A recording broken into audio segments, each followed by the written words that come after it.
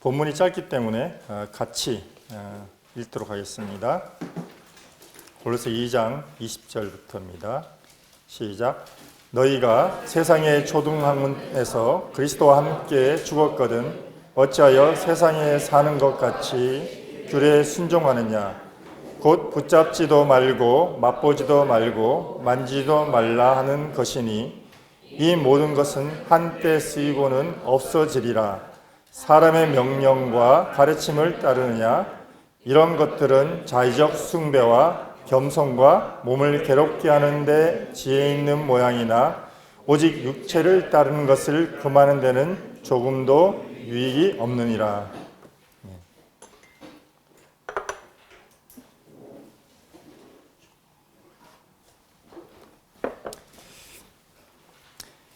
이제 완연한 봄입니다. 갑자기 한 15도 정도가 이렇게 올라가서 복장이 이제 적응이 안 되죠. 어떤 분은 반팔 입으시고 그래서 아직도 겨울옷 입고 계신 분도 계시고 한데 완연한 봄인 것 같습니다.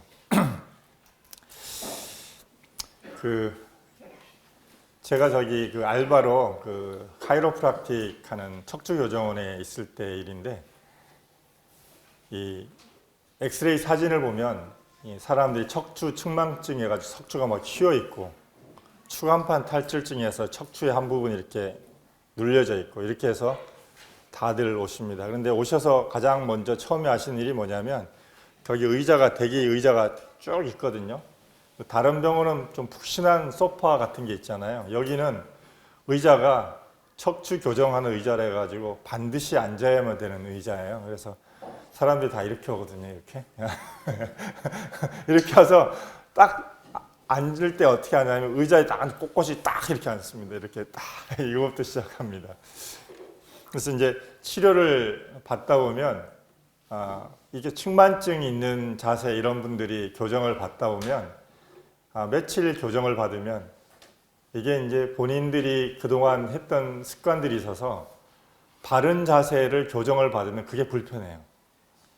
그래가지고 뭔가 불편하다. 옛날 자세가 편한데 뭔가 불편하다. 그런데 계속적으로 이제 얘기하는 것이 바르게 앉으십시오.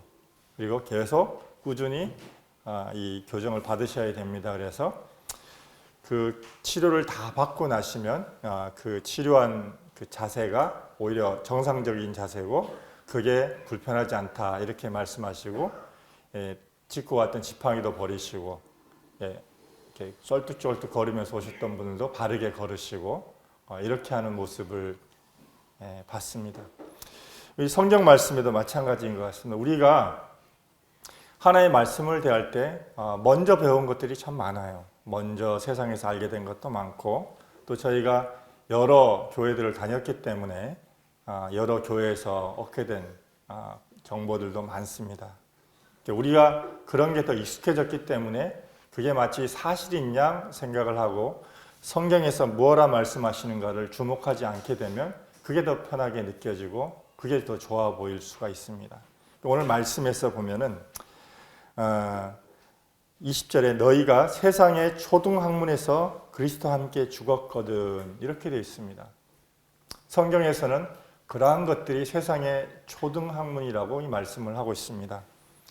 한 2달 정도 됐기 때문에 한 번 좀 더 환기하는 측면에서 하나님께서 우리에게 3가지를 주셨다고 말씀하셨습니다. 우리 스스로 충만한 것이 아니라 뭐라고요? 그리스도의 충만하신 것을 우리 안에 충만케 하셨기 때문에 우리에게 충만하라고 말씀을 하셨습니다. 그분께서 우리 물 항아리에 물을 다 가득히 채우셨기 때문에 그 누리라고 말씀하신 것이고요. 2번째는 우리가 그리스도와 함께 죽고 그분의 부활하심과 함께 연합되어졌기 때문에 그리스도의 생명으로 살라고 하신 그 연합에 대해서 말씀을 하셨습니다. 3번째는 우리를 얽매고 있던 죄의 증서들 있잖아요. 너 이런 죄 졌지. 너 이렇게 해서 어떻게 하나님의 사람으로 살 수 있어? 너 이러고도 그리스도인이야? 너 구원받았다면 어떻게 그럴 수 있어? 라고 말하는 사단의 여러 송사들에 대해서 이 모든 죄의 문서들을 예수 그리스도와 함께 십자가에 못 박았다고 하는 것입니다. 그래서 충만함과 그리스도와 연합함과 또 죄의 도말함 이 세 가지 것들이 우리에게 이미 주어졌기 때문에 우리가 이제 세상의 초등학문에 매이지 않게 되었다라고 말씀하고 있습니다. 우리는 이 세상을 살아가면서 두 가지 삶의 영역에 살고 있습니다. 눈에 보이는 영역과 눈에 보이지 않는 영역, 두 가지 영역에 살고 있습니다. 우리도 그렇잖아요. 지금도 눈에 보이는 영역이 있지만 우리가 들고 다니는 스마트폰 보면 사실은 눈에 보이지 않는 영역에 의해서 이게 움직이고 있습니다. 전파, 눈에 안 보이잖아요. 근데 우리는 이걸 믿고 있거든요. 전파가 와서 이렇게 됐다고 하지, 스마트폰이 잘못되면 이거 기지국이 고장나서 이렇게 말하는 분은 없을 거예요. 내 휴대폰이 고장났구나, 이렇게 말씀하시는 게 일반적인 상식이죠. 그래서 우리는 눈에 보이는 세계와 눈에 보이지 않는 세계를 살고 있습니다. 그 눈에 보이지 않는 세계 중에 가장 큰 세계가 바로 하나님이 다스리는 나라입니다. 근데 우리는 너무나 이 땅에서 눈에 보이는 세계에 살고 잔뼈가 굵은 사람들이기 때문에 눈에 보이는 세계, 눈에 보이는 관점에서 모든 것들을 생각하고 판단하고 결정하고 거기에다가 내 자신을 이렇게 두는 그런 경향이 다분히 있습니다. 예수님께서 제자들을 데리고 다니시는데 참 제자들 수준이 좀 이렇게 많이 좀 떨어졌어요.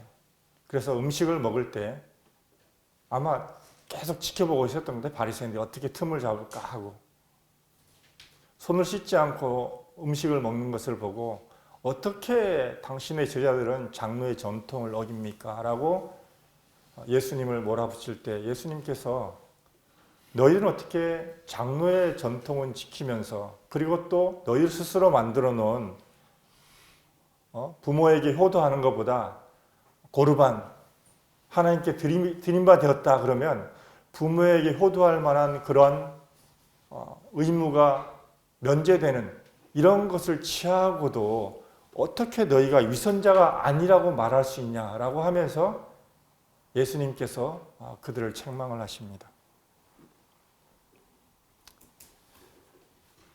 참 우리가 정말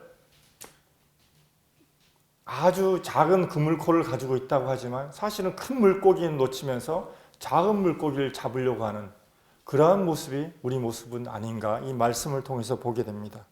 너희가 세상의 초등학문에서 그리스도와 함께 죽었거든 어찌하여 세상에서 사는 것과 같이 규례에 순종하느냐. 이 세상은 사단이 다스리는 세상을 말하는 것이죠. 우리가 동일하게 이 세상을 살고 있지만 이 세상, 우리가 사는 세상은 예수 그리스도께서 다스리는 세상입니다. 그래서 예수님께서 이렇게 말씀하셨습니다.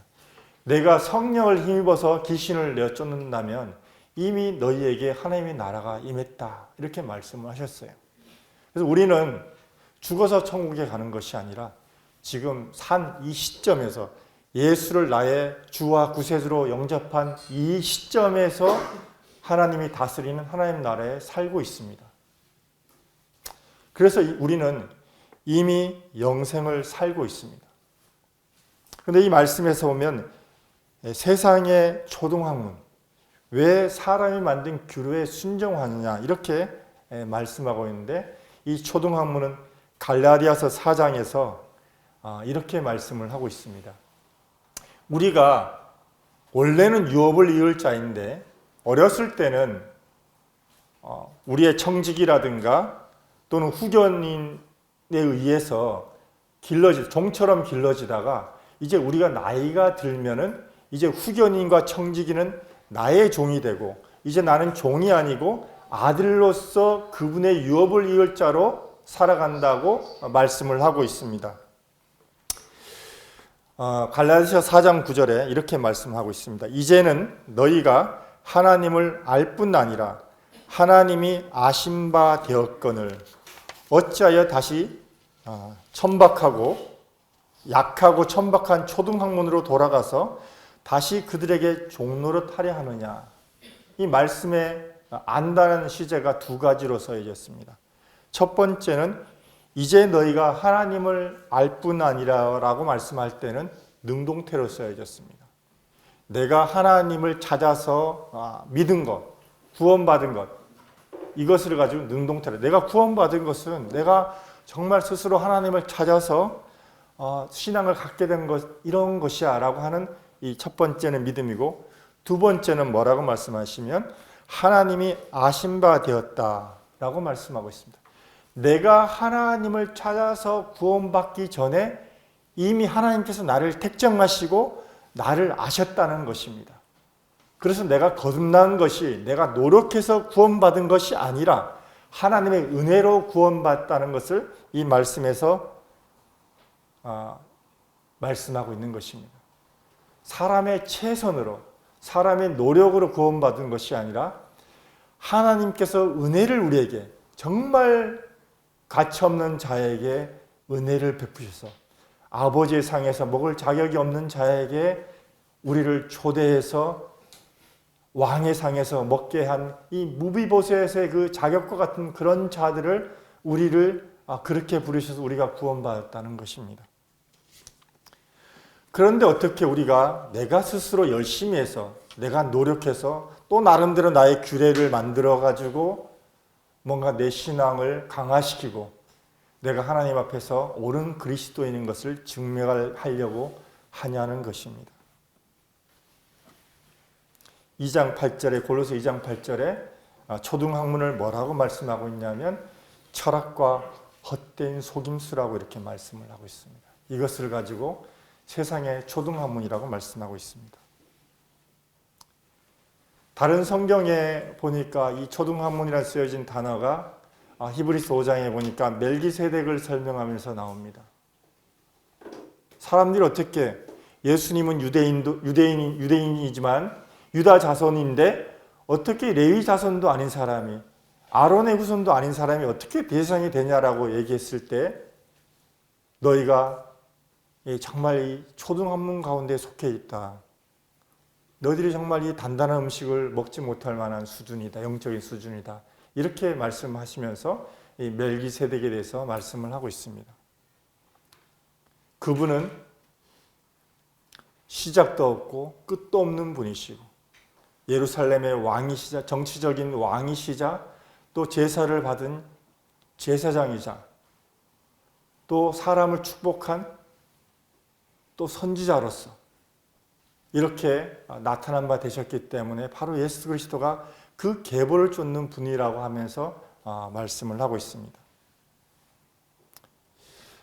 우리가 예수님을 믿고 나면은 정말 예수님을 믿은 사람으로서 정말 주님이 나한테 주신 은혜가 너무 감사하기 때문에 이 은혜를 보답하고자 나름대로 법을 많이 정해놓고 살아갑니다. 그리스도는 이렇게 살아야 돼. 적어도 최소한 그리스도는 이렇게 살아야 되는 거야. 그러면서 내 자신을 참 정죄하고 또 내가 세우는 기준에 도달하지 못하는 다른 성도들 향해서도 참 수준이 안 되는 사람이야. 저러고도 구원받은 사람이야. 라고 참 우리 마음속에 여러 가지 잣대를 가지고 있는 이런 것들이 내가 스스로 세워놓은 규례라고 말씀하고 있습니다. 규례에 복종하지 않는 것은 내가 그리스도와 연합되지 않았다고 말하는 것이고, 규례에 복종하는 것은 또한 그리스도께서 나에게 이미 충만케 하셨다는 것을 부인하는 것입니다. 또 내 나름대로 규례를 만들어 지키는 것은 이미 다 도말하셨는데도 불구하고 나의 죄를, 또 그 나의 죄를 뭔가 괜찮은 나를 만들려고 하는 그러한 의도를 가지고 있는 것입니다. 21절에 보면 곧 붙잡지도 말고 맛보지도 말고 만지지도 말라 하는 것이니, 어디서 많이 듣던 말씀 같지 않습니까? 사탄이 하와에게 하나님께서 정말 동산 모든 나무의 열매를 먹지 말라고 하시더냐? 라고 이 하와에게 의심의 마음을 불어넣었을 때 하와가 이렇게 말을 합니다. 하나님께서 너희는 먹지도 말고 만지도 말라. 너희가 죽을까 하노라 이렇게 하나님께서 말씀하셨어 라고 말하는데, 사단의 이 말은 하나님과 사람 사이의 간극을 벌려놓은 이 틈입니다. 틈새를 만든 거죠. 이 쐐기라는 말이 그런 말이더라고요. 틈새를 벌려놓는 거, 쐐기를 박아놓는 거.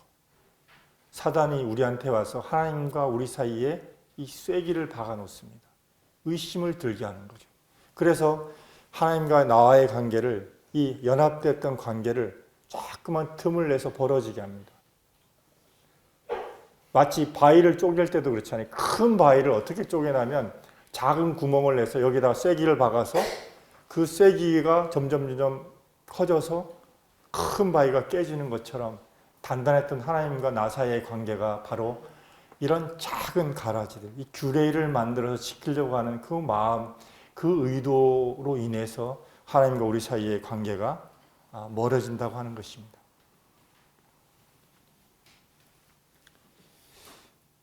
아간도 그랬어요. 나 하나쯤이면 어떻겠어? 내 하나가 이렇게 뭘 숨긴다고 해서 우리 이스라엘 민족 전체가 다 어떻게 되겠어? 이걸 누가 어떻게 알겠어? 이런 의도를 가지고 자기가 작은 이런 범죄를 했어요. 아무도 모르겠지 하면서. 정말 그리스도인의 정체성은 어디서 나오냐면, 아무도 없을 때 나는 어떤 선택을 하느냐.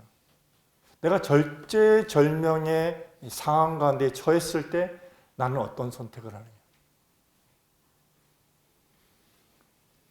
내한테 정말 그 큰 손해가 임할 것 같은데 그때 나는 어떤 선택을 하느냐. 사단은 여기에다가 이 쐐기를 박아 놓습니다. 너 이렇게 하면 큰일 나. 이렇게 하면 너 망할 수도 있어 라고 하는 이런 쐐기를 불어넣는데, 우리는 하나님과의 관계보다도 내 나름대로 또 정해놓은 법들, 세상에서 그동안 익혀왔던 그런 습관과 관습에 따라서 어떤 선택을 하려고 합니다. 나 하나쯤 믿지 않는 사람과 교제에서 결혼한다고 해서 우리 교회가 어떻게 되겠어? 나 하나쯤 이렇게 부정한 방법으로 돈을 벌어서 재산을 축적한다고 해서 우리 교회가 어떻게 되겠어? 그런 생각을 할 수가 있습니다. 나 하나쯤 어제 의성에서 불이 났는데 원인이 성묘 갔던 분이 산에 그 성묘했던 풀을 태우다가 불이 나가지고 지금도 꺼진지 모르겠는데 어제 저녁에도 계속 불이 나서 타고 엄청나게 많은 헥타르가 타고 있다는 뉴스를 봤는데, 나 하나쯤 했던 것들이 엄청나게 막을 수 없는 4명이나 벌써 사상을 입고 2명은 돌아가시고 또 2명은 사상 입고 이렇게 했다는 뉴스를 봤는데, 우리는 한 몸이기 때문에 그렇습니다.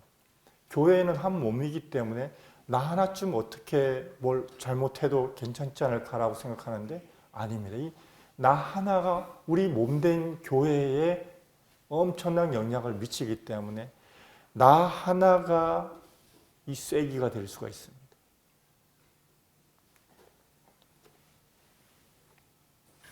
골로새 2장 22절에 이 모든 것은 한때 쓰이고 없어지리라. 사람의 명령과 가르침을 따르느냐? 이렇게 말했는데, 한때는 우리가 예수 그리스도를 믿기 전입니다. 예수님이 우리 마음에 들어오기 전을 말하고 있습니다. 진리 되신 하나님의 말씀을 알기 전이 한때입니다. 이제는 우리가 예수님을 알게 되었고 복음을 우리가 받아들였고 우리가 예수님을 나의 주와 구세주로 믿고 따르고 있기 때문에 이제는 우리가 세상의 초등학문과 또 나름대로 내가 만들어 놓은 규례에 사로잡혀서 스스로를 정죄하고 그래야 될 이유가 없는 것입니다. 어떤 행자님이 우리 교회에 예배 드리는 모습이나 이 참여하는 것에 대해서 우리 교회도 그냥 일반 교회들처럼 오면은 예배 순서가 딱 정해지고 와서 찬송 부르라고 하면 찬송 부르고 누가 대표로 한번 기도해주고 그리고 또 뭐 기도하자면 기도하고 말씀 들으라고 하면 말씀 듣고 그렇게 가는 교회, 그런 교회가 됐으면 좋겠어요 라고 말씀하시는데 농담으로 알겠습니다. 성령님이 나타나지 않는 교회의 모습입니다. 저희가 참 이게 딜레마인 게 어떤 여러 순서들을 시간을 정해놓고 딱딱딱딱 하다 보니까 예배 시간은 몇 시부터 몇 시까지 딱 정해놓게 하게 되고 말씀은 몇 분부터 몇 분까지 이렇게 좀 하는데 엠마오 반에서 형제들과 같이 성경 공부를 하다가 그 교재 내용 중에 지난주에 배웠던 이 교재의 내용인데 교회에 함께 하시는 성령님이라는 주제거든요. 그 내용이 뭐냐면 우리가 이런 예배를 드리는 것, 성령님이 우리 예배 가운데 나타나셔서 정말 성령님께서 우리를 인도하셔서 참 정해놓지 않은 하나님께서 나한테 주시는 감동과 감사로 여러 형제들이 일어나서 감사하고 정해놓지 않고 주님께서 인도하신 대로 그 성령님의 인도하심을 따라가는 이 예배 형식은 거듭나지 않은 사람들 입장에서 봤을 때는 굉장히 힘든 일이에요. 아니 이 교회는 순서도 없고 뭐 질서도 없는 것 같고 규모도 없는 것 같고 왜 이래야 되냐라고 생각할 수도 있습니다. 그런데 이것이 성령님께서 우리를 인도해 가시는 예배의 방식입니다. 우리의 삶도 마찬가지입니다. 하나님께서는 정말 물밑에서 모든 일들을 하고 계시지만 우리가 그분을 신뢰하고 그분의 말씀을 따라가고 순종하기를 바라는 것이지 하나님께서 모든 플랜을 다 열어가지고 우리에게 보여주면서 너의 시작은 이렇고 끝은 이렇기 때문에 과정을 좀 참아라라고 말씀하시지 않습니다. 믿음으로 하나님의 신실하심을 의지하고 하나님을 따라가도록 말씀하고 있는 것입니다. 마태복음 15장 9절에 사람의 계명으로 교훈을 삼아 가르치니 나를 헛되이 경배하는도다 이렇게 말씀하고 있습니다. 우리가 편리한 대로 50분 만에 끝내는 예배를 드리는 이런 것, 말씀을 듣는 것을 예배라고 말하는 이런 것은 말씀에 나를 헛되이 경배한다 이렇게 말씀하고 있습니다. 하나님은 정말 성령 안에서 우리가 하나님께 예배하기를 원하고 있습니다. 그래서 일주일의 삶도 성령 안에서 하나님의 다스림 안에서 예배하는 사람으로 살라고 말씀하신 것입니다. 주일날 와서 50분간 말씀 듣는 것으로 그것으로 나의 종교적인 의무를 다했다고 하는 이 세상적인 규례는 나를 헛되이 경배하는 것이다 라고 말씀해서 말씀하고 있습니다. 2장 23절에 이런 것들은 자의적 숭배와 겸손과 몸을 더럽게 하는 데에는 지혜 있는 모양이나 오직 육체를 따른 것을 금한데는 조금도 유익이 없느니라. 이 자의적 숭배라고 하는 단어가 성경에 딱 한 번 여기에서 나오더라고요. 그래서 이 자의적 숭배가 뭐냐고 봤더니 자기 멋대로 경배하는 것을 가지고 자의적 숭배라고 말씀하고 있습니다. 이렇게 하면 하나님이 기뻐하실 거야. 이렇게 하면 하나님께서 나의 제사를 받을 거야. 이미 가인이 실패했던 제사 아닙니까?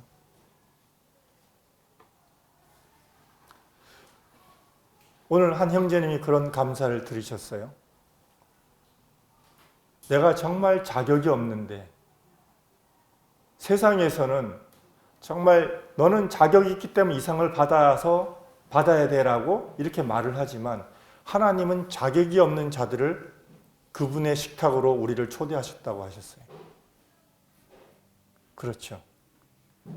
우리가 드리는 예배는 철저히 제물은 오직 예수 그리스도만 되셔야 됩니다. 흠없는 어린 양만 되셔야 됩니다. 일주일 동안 잘 산 나, 이걸 제물로 하나님께 드리면 이건 가인의 제사인 거죠. 그렇죠? 또 일주일 동안 못 산 나 때문에 예배를 드릴 수 없어. 이것도 또한 가인의 제사죠. 우리의 예배는 철저히 아벨의 제사가 되어야 됩니다. 어린 양을 제물로 들고 나오는 예배예요. 예수 그리스도가 예배의 중심이 되고 그분이 우리의 경배의 대상이 되는 것. 예수 그리스도를 가지고 하나님께 나오는 예배. 그래서 우리의 일상의 삶도 똑같습니다. 하나님과 관계도 여전히 나에게 온전한 제물이 되신 예수 그리스도 그분만이 내가 하나님과 관계를 맺는 유일한 근거가 되는 것입니다. 그래서 내 나름대로 세우는 이 규례, 이 정도는 해야 돼라고 하는 것들이 하나님 앞에서 얼마나 이것이 헛되이 하나님을 경배하는 거냐는 것입니다. 우리가 이 나답과 아비후 얘기 알잖아요. 그들이 성전에 다른 불을 드렸어요. 그러니까 하나님께서 불이 나와서 이 두 명이 아론의 제사, 아론의 4명의 아들 중에 2명이 거기서 직사해서 죽었습니다. 하나님 이렇게 하나님께 나오는 자들에게 엄격한 걸 요구하십니다. 하나님께서 말씀하신 불, 하나님께서 말씀하신 제물, 이것을 말씀하고 있는 것이에요. 그래서 내 나름대로 드린 제사, 내 나름대로 설정한 제물, 하나님께서 내가 너를 도무지 알지 못한다. 마지막 날에 이렇게 말씀하신다는 것입니다. 나를 괴롭게 하면, 내가 고행을 하면 하나님께서 기뻐하실까? 그래서 삼보일배를 하면 하나님이 받으실까? 아니면 무릎으로 계단을 기어 올라가면 하나님이 기뻐하실까? 아니구나. 오직 의인은 믿음으로 말미암아 사는 것이구나. 바알의 선지자들 또한 자기를 괴롭게 하면 바알이 하늘에서 불을 내려서 제단에 제물을 불살 거라 생각을 하고 하다 안 되니까 자기 몸을 상해하면서까지 자기를 괴롭게 했습니다. 이것은 경건이 아닙니다. 자의적 숭배에 반대되는 말이 경건이라고 성경에 기록이 되어 있더라고요. 경건이라는 단어의 의미가 뭐냐면 이 유세베이아라는 많이 들어보셨습니다. 경건이라는 말이. 그래서 유는 좋다, 바르다 이런 의미를 가지고 있습니다. 근데 세보마이는 뭐냐면 경배하다 이런 뜻입니다. 그러니까 유세베이아 이 단어, 경건이라는 단어가 의미하는 바가 뭐냐면 바른 숭배, 바른 예배입니다. 아, 그 사람 경건하다라고 말하는 것은 이 사람이 바른 예배를 드린다. 이 사람이 바른 재물을 가지고 하나님께 나왔다. 이런 의미를 가지고 있습니다. 우리가 경건하다 말하고 하는 이 신앙은 뭐냐면 하나님을 향한 바른 태도와 삶의 바른 행위를 말하고 있습니다. 외적인 표현뿐만이 아니라 내적으로도 아까 말씀드린 대로 혼자 있을 때의 그 사람이 어떤 사람인가. 내가 교회에 와서 나 예수님 믿는 사람이야, 나 구원받은 사람이야 이렇게 말하는 거 말고 일상에 돌아가서 살고 있는 6일 동안에 나는 어떤 사람이냐는 거예요. 정말 그곳에서 하나님 앞에서 경건한 삶을 사냐는 것입니다. 두 번째는 뭐냐면 디모데전서 3장 16절에 나오는데 경건의 신비라고 말씀을 하고 있습니다. 정말 너가 하나님의 복음과 진리 가운데 속해 있냐는 것이에요. 다른 어떤 세상적인 지식 말고 정말 참된 복음 가운데 있냐는 것이에요. 이게 두 번째 경건의 비밀이라고 말씀하고 있습니다. 세 번째는 뭐냐면 경건의 실천인데 하나님이 섬기는 방식이 이 윤리적인 그 도덕적인 윤리를 넘어가지고 정말 하나님과 올바른 관계를 맺고 있냐는 거예요. 그냥 유교에서 말하는 그런 도덕적인 그 경건 이런 거 말고요. 정말 하나님께서 말씀하시는 그런 경건을 한 삶을 살냐는 거예요. 내가 유리할 때는 내 생각대로 하고 하나님은 그냥 옆에다가 그냥 보조로 이렇게 갖다 놓는 그런 게 아니라 정말 내가 손해볼 것 같은 상황 가운데서도 여전히 하나님을 믿는 사람으로, 하나님의 사람으로 사는 것이 경건이라고 말씀하고 있습니다. 그 네 번째로 이 경건을 우리가 어떻게 실천하느냐 하는 것입니다. 내 삶에서 진정으로 하나님을 예배하는 거예요. 주일날 와서 우리가 이 1시간 동안 드린 이 예배도 예배지만 실제 6일간의 삶에서 어떻게 내가 하나님을 예배하냐는 거예요. 이것이 바로 진정한 예배라고 말씀하고 있습니다. 이게 자의적인 숭배가 아니라 진정한 예배라고 말씀하고 있습니다. 우리는 자의적인 예배를 하고 있습니까? 아니면 하나님께서 말씀하시는 바른 예배를 드리고 있습니까? 경건은 우리의 24시간, 일주일, 한 달, 360일 내내 하나님과 올바른 관계와 그 태도 가운데 있는 것을 말씀하고 있습니다. 유교에서의 겸손은 자의적인 겸손입니다. 아이고 멀려, 뭐 이렇게 하는 거 있잖아요. 그 다음에 자기를 낮추고 다른 사람을 이렇게 높이려고 막 하는 이런 거. 또 참 자기를 이렇게 살펴보고 정말 내가 정말 이렇게 비천한 사람이야 이렇게 말하는 거. 덕을 중시하는 이런 태도. 그런데 그리스도 안에서의 겸손은 그렇지가 않습니다. 그리스도의 앞에서의 겸손은 자기를 비하는 것이 아니라 예수님을 높이는 것입니다. 예수님 앞에서 제가 아니고 예수님이십니다. 이게 바로 바른 예배라고 말씀하고 있습니다. 예수님께서 제자들의 발을 씻기셨어요. 이것이 바로 겸손의 표현입니다. 그리스도 앞에서 섬기는 것, 이것을 가지고 겸손이라고 말씀하고 있습니다. 하나님 뜻에 순종하고 또 이웃을 사랑하는 것을 겸손이라고 말씀하고 있습니다.